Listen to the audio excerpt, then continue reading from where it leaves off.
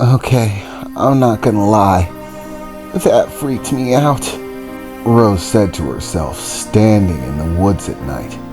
A bear, now completely gone, and her just standing there.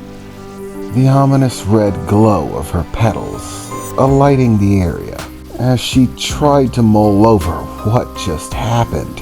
Okay, I have to say, wasn't expecting that. So, my flower eats people, or bears, more specifically, which is a little disturbing. What was with that light shifting? Is it like a hypno flower? It is so weird, Rose said, looking back towards her petals. Why couldn't you just be all pretty like my mom's? But I suppose I am a carnivorous plant, she thought to herself. But however much it might have weirded her out, there was another sensation Rose was feeling. A sense of excitement, of exhilaration in the moment. But maybe she was just still amped up on energy. She did still feel very wired from that, I suppose you could call it, snack. As Rose felt her chest, she could still feel her heart beating, now finally starting to begin to slow down, as she seemed to have been very excited, not realizing how fast her heart was beating until it was all over. As Rose sat there, wondering a little bit more about what exactly she was, in comparison to her mother, she suddenly noticed a taste in her mouth. Something sweet, sugary, akin to fresh lemonade, a little bit tart, and the taste seemed to overwhelm her mouth. By all means, she loved lemonade, but why was she tasting it? And more, the questions just kept stacking. Why is she tasting lemonade? That is so weird, she said to herself. Is this over yet? But as once again she heard her stomach let out a growl, the hope of it simply being over faded away. So you still want more, huh? She said, looking down at her stomach. You know, it's weird that I have to talk to you. Most people don't talk to their stomachs, you know. Most stomachs stay nice and quiet, especially after you feed them an entire bear. You are just hard to negotiate with, that's what it is. Whatever, Rose said to herself. Okay, I suppose it's back to it then, as she began running off in a random direction, at first seemingly aimlessly, but it wasn't long before once again she began to sense the presence of other animals. Based on what she was sensing, it seemed like she was overlooking small animals, like squirrels and rabbits, frogs and snakes and things like that. She either couldn't sense them, or her senses simply weren't paying attention to them, worried about larger animals, which she was beginning to sense more of. Her attention was drawn to somewhere where she sensed several presences, a group, running in that direction, and eventually starting to try to sneak her way around, once again, as she got closer, beginning to move through the trees, pulling herself along on vines and jumping from one branch to the next, eventually phasing out and becoming invisible again, this time finding a nearby perch from which she could see her intended targets. It appeared to be a group of wolves, 3 of them to be specific. She tried to close in, moving to a closer branch, almost right overhead, looking down at the wolves silently, as they seemed to skitter about the forest floor, sniffing around. It looked as if they were trying to catch small rodents. Once again, Rose began to feel her vines starting to stretch out, extend from the bud of her flower. She couldn't see them, of course, but For whatever reason, she was still aware of their position, how long they were, where they were reaching to. All of them felt apparent to her, even without the ability to see them, and despite the fact that they were moving a great distance away from her body. And they seemed to maintain their invisibility, even while extended a great deal away from her.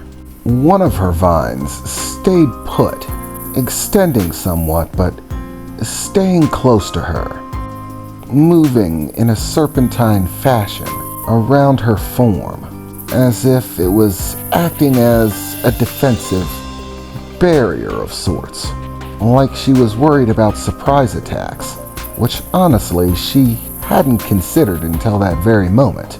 As close as she could surmise, it was simply instinct, taking over again. The vines quietly, without a sound, crept down. 3, one for each wolf. And before any of them knew what hit them, something hit them, the vines suddenly lashing out, laying a single strike on each wolf before retracting back to Rose. The wolves seemed to panic, beginning to bark and growl in all directions before trying to run away. Rose quickly gave chase, hopping through the trees. With great haste, she was surprised that she was able to keep up with them at all. But she didn't have to chase them long. Only 10 or so seconds of chasing passed. Afterwards, all of the wolves suddenly came to a stop.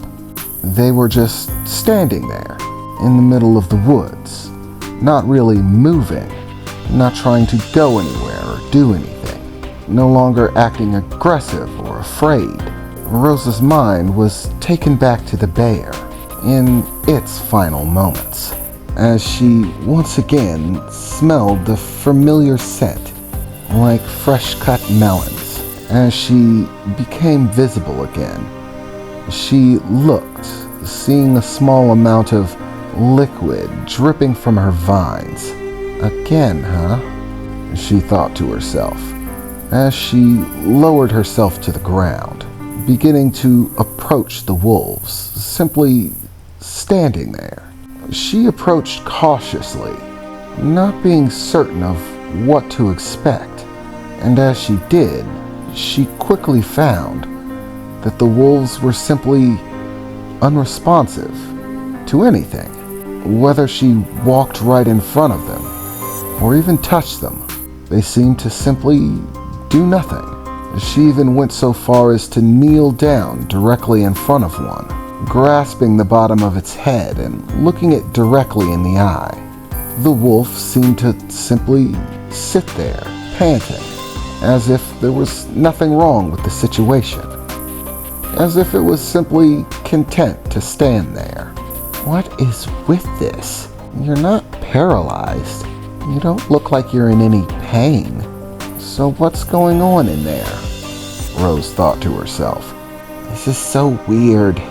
It was then that Rose's stomach began to growl again, as she was looking at the wolf. I really don't like this. Once again, her vines extended outward, quickly and gently grasping all 3 wolves, one vine for each, her petals unfurling, widening, as her vines lifted them off the ground, reeling them into her flower, which without delay ensnared all 3. And the same as before, the process repeated itself. The petals ensnare them.